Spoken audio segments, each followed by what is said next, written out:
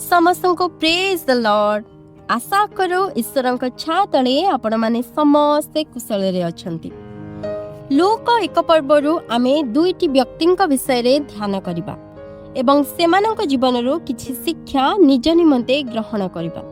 प्रथम जनक हेउछंती जिखरिय, जणे याजक। एही विषय आमे लूक एक पर्व 5 पदरु 25 पद मध्यरे पाई परिबा। जिहुदा देशर राजा हेरोदଙ୍କ समयरे अबियଙ୍କ दलरे जिखरिय नामक जणे याजक थिले। तांको भार्याଙ୍କ नाम एलिसाबेथ। सेमाने उभये प्रभुंकर आज्ञा और विधि अनुसार निर्दोष रूपे आचरण करी ईश्वरଙ୍କ दृष्टि रे धार्मिक थिले। तथापि सेमानंकर संतान नथिला, कारण एलिसाबेथ बंध्या थिले एवं दुहिंकर बयस मध्य अधिक होई जायतिला। अनेक थर प्रभुंक ठारू किछि आशीर्वाद न पाइले मनुष्य साधारणतः यह चिंता करे कि किछि भूल एवं दोष हेतु एपरि घटुची। किंतु लूक एक पर्व 5 एवं 6 पद आमको आज यह शिक्षा देउछि जे समस्त विषय रे निर्दोष आचरण करी एवं मनुष्य दृष्टि रे नुह ईश्वरଙ୍କ दृष्टि रे धार्मिक होई थिले मध्य जिखरिय एवं एलिसाबेथ को जीवन रे एक बड़ शून्य स्थान रही जाइथिला। गर्भ उपरे एवं गर्भर फल उपरे अधिकार रखिबा प्रभु ए जाए दुई निर्दोष व्यक्तिंकर प्रार्थनार उत्तर देउ नाहंती, कारण सेमानंक जीवन पाई ईश्वरंकर किछि महान उद्देश्य रहिथिला। किंतु प्रभुंकर सठिक समय ए पर्यंत उपस्थित होई नथिला। जेतेबेले तांको योजना अनुसार सठिक समय उपस्थित हला सेतेबेले से निजर कार्य आरंभ कले। परमेश्वर जेतेबेले कार्य आरंभ करंती कोनोसी विषय तांको बाधा देई नथाय। एलिसाबेथंकर बंध्या गर्भ ना दुहिंकर बयस कोनोसी विषय तांको बाधा देई नथिला। से समाधान करि पारंती नाही, एपरि कोनोसी विषय ही नाही। प्रतिटी असंभव ताहांक निमंते संभव अटे। निज पुत्रंक जन्म पूर्वरो जहांकर जन्म हेबार थिला, अनेक वर्ष पूर्वरो भाववादी जिसायंक द्वारा जहांक जन्मर भाववाणी करा जायथिला।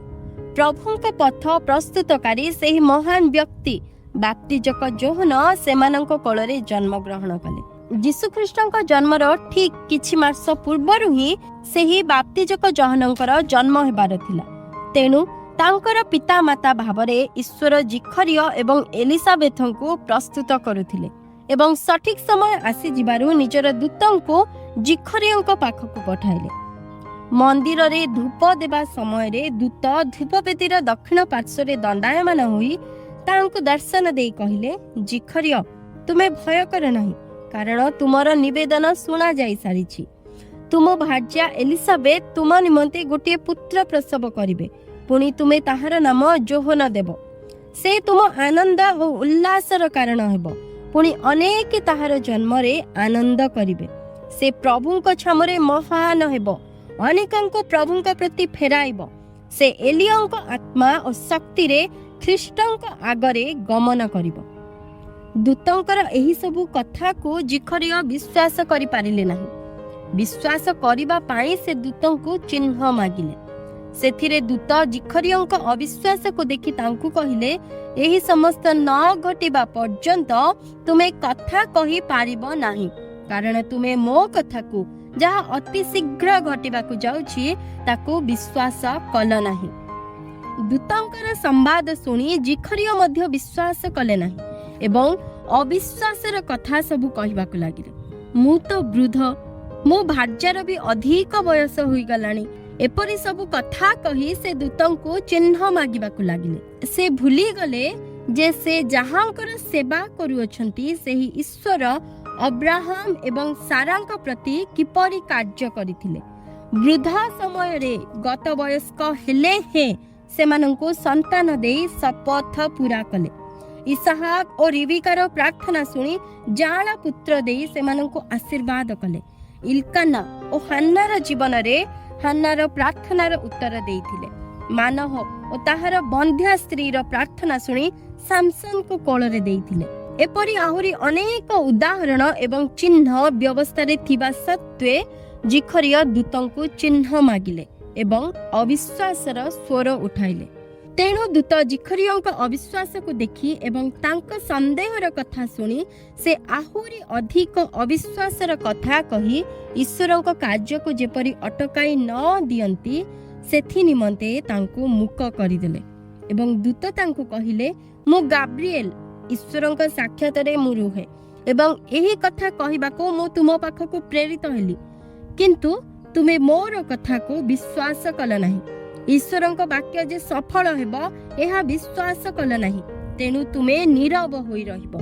एही वाक्य जो दिन सफल हेबो सेही दिन तुमे कथा कहि पारिबो। एही विषय ही जिखरियाଙ୍କ जीवन रे एक चिन्ह साजिगला। मनुष्यर अविश्वास एहा ही एपरि गोटे विषय जहाँ परमेश्वरଙ୍କ कार्य को अटकाई दिए, तांको कार्य करिवार अनुमति दिए नाही। सेथिपाई यीशु एही पृथ्वी रे कार्य करिवा समय रे कहूथिले तुमे काहेकि अविश्वास करूछ, भय कर नाही विश्वास कर। एवं अनेक थर से अविश्वास सकाशे किछि कार्य मध्य करि पारु नथिले एवं अनेकंकु से अनुजोग मध्य करुथिले कि काहेकि तुमे अविश्वास कल। प्रिय माने जिखरियाଙ୍କ परि आजि आमे मध्य ईश्वरଙ୍କ वाक्य रे ज्ञानी अटु, ईश्वरଙ୍କ दृष्टि रे धार्मिक अटु, अनेक वर्ष धरी ताहंकर सेवा मध्य करि आसुछु एवं विश्वासी भावरे ताहंक मंडली सह संयुक्त होई रहिछु, किंतु विश्वास करिबा समय आसिले आमे दुर्बल होई जाउछु। अविश्वासर शब्द सबु आम मुखरु बाहरुछि एवं विश्वास करिबा पई आमकु चिन्ह और लक्षणर आवश्यक पड़ुछि। आज आम एही शिक्षा को ग्रहण करिबा एवं आम विश्वास को बढ़ाई देबा निमंते ईश्वरଙ୍କ निकटरे निवेदन करिबा। अविश्वासर स्वर आमे उठाइबा नहीं। जिखरिया और एलिसाबेथଙ୍କ जीवन रे जेपरि संतान पाई अपेक्षार समय रहिथिला, आज आम जीवन रे मध्य सुस्थता पाई किछि उत्तम आवश्यकता पाई निज आत्मिक जीवनर उन्नति पाई गोटे भल जॉब बा चाकरी पाई परिवारर सुरक्षा पाई निज लोकमानकर उद्धार पाई एपरि आहुरी अनेक विषय पाई अपेक्षा रहिछि। अपेक्षा करी पाइबार आशा नहीं जदि आमे आज प्रार्थना करूछु तेबे ईश्वर कार्य आरंभ कले आम कथा एवं व्यवहार तांको कार्य को अटकाई न देउ। आमे अविश्वासर स्वर नुहे किंतु धन्यवादर स्वर उठाई ताहांको साहाय्य करू एवं निज जीवन रे कार्य करिबा पाई ताहांको अनुमति प्रदान करू। आपण जानते कि जिखरिया काहेकि विश्वास करि पारिले नाही। से निज विवाह परे वृद्ध हेबा पर्यंत अनेक वर्ष धरी प्रार्थना करूअछंती सत, किंतु सठिक समय रे ईश्वर कार्य आरंभ करिबा को चाहिबारु से अविश्वासर कथा कहूअछंती। जिखरिया यह भाभी पारु नाहंती जे यह मो प्रार्थनार उत्तर, किंतु से संदेह करी अनेक कथा कहि जाउअछंती। व्यवस्था वाक्य रे ज्ञानी जणे विज्ञ और वयोज्येष्ठ व्यक्ति हेले सुद्धा से ईश्वरଙ୍କ वाक्य उपरे बा दूतଙ୍କ कथारे विश्वास न करी निज जीवन रे थिबा दुर्बलता को समस्या को देखिबाकु लागिले। सेथि पई तांक विश्वास मजबूत होई पारिला नाही अबा ईश्वरଙ୍କର वाक्य उपरे से विश्वास को अटकाई रखि पारिले नाही, निज विश्वास को से स्थिर करि पारिले नाही। पितर मध्य ठीक से परि कार्य ही करिथिले। आपण मने पकांतु जीशुଙ୍କ आज्ञा रे नौकार ओल्हाई पानी उपरे चालू चालू जीशुଙ୍କ ठारू निजर नजर हटाई पवन देखिबाकु लागिले आउ भय करी बुडी जाउथिले। जीशु तांको हाथ को धरि नै तांको अनुजोग कले एवं कहिले अल्प विश्वासी तुमे काहेकि संदेह कल। दूत मध्य जिखरियाଙ୍କ संदेह एवं अविश्वास को पाई तांको अनुजोग कले एवं चिन्ह न दे तांको मुक्त करिदेले। आमर अविश्वास ईश्वर को कार्य करबाकू दिए ना। तेबे आसंतु आज एही कथाटी सुनु सुनु मनरे स्थिर करिबा, विश्वास रे दुर्बल नुहे बलवान हेबा। अविश्वास करी अनुजोग नुहे किंतु विश्वास करी ईश्वरଙ୍କ ठारू प्रशंसा सुनिबा एवं निज जीवन रे ईश्वरଙ୍କର योजना को पूरा कराइबा। हम विश्वास को देखी ईश्वर बा तुमर तो बड़ विश्वास ଏହି କଥା ଯେପରି କହିପାରିବେ ଏପରି ବିଶ୍ୱାସ ଆମେ କରିବା।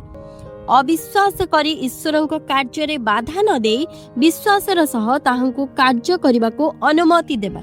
ଏପରି ବିଶ୍ୱାସ ସେତେବେଳେ ସମ୍ଭବ ହେବ ଯେତେବେଳେ ଆମେ ନିଜ ଜୀବନରେ ଥିବା ଅସଜଡ଼ା ବିଷୟକୁ ଦୃଷ୍ଟି ନ କରି ସର୍ବଶକ୍ତିମାନ, ସମସ୍ତ ସମ୍ଭବକାରୀ, ଅସାଧ୍ୟ ସାଧ୍ୟକାରୀ ଈଶ୍ୱରଙ୍କ ପ୍ରତି ଦୃଷ୍ଟି ରଖି ବିଶ୍ୱାସରେ ସ୍ଥିର ରହିବା। ଅବିଶ୍ୱାସ ନ କରି ଈଶ୍ୱର ସବୁ କିଛି କରିପାରନ୍ତି, ଏହି ବିଶ୍ୱାସ ଆଉ ଭରସା ଆମେ ତାହାଙ୍କ ଉପରେ ରଖିବା। ଅତୀତରେ ସେ ନିଜ ଦାସମାନଙ୍କ ପାଇଁ ଯାହା କରିଅଛନ୍ତି, ଆଜି ବର୍ତ୍ତମାନ ଆମ ଜୀବନରେ ମଧ୍ୟ ସେ ସମସ୍ତ କରିବା ପାଇଁ ସକ୍ଷମ ପରମେଶ୍ୱର ଅଟନ୍ତି। ଏହା ଆମେ ତାହାଙ୍କ ଉପରେ ବିଶ୍ୱାସ ରଖିବା, ତାହାଙ୍କ ବାକ୍ୟରେ ଆମେ ବିଶ୍ୱାସ ରଖିବା। ପ୍ରଭୁ ଏହି ଅଳ୍ପ ଚିନ୍ତାରେ ଆମ ପ୍ରତ୍ୟେକଙ୍କୁ ଆଶୀର୍ବାଦ କରନ୍ତୁ। ଦ୍ୱିତୀୟ ବ୍ୟକ୍ତିଙ୍କ ବିଷୟରେ ଆମେ ଆଗାମୀ ସମୟରେ ଧ୍ୟାନ କରିବା। ଧନ୍ୟବାଦ।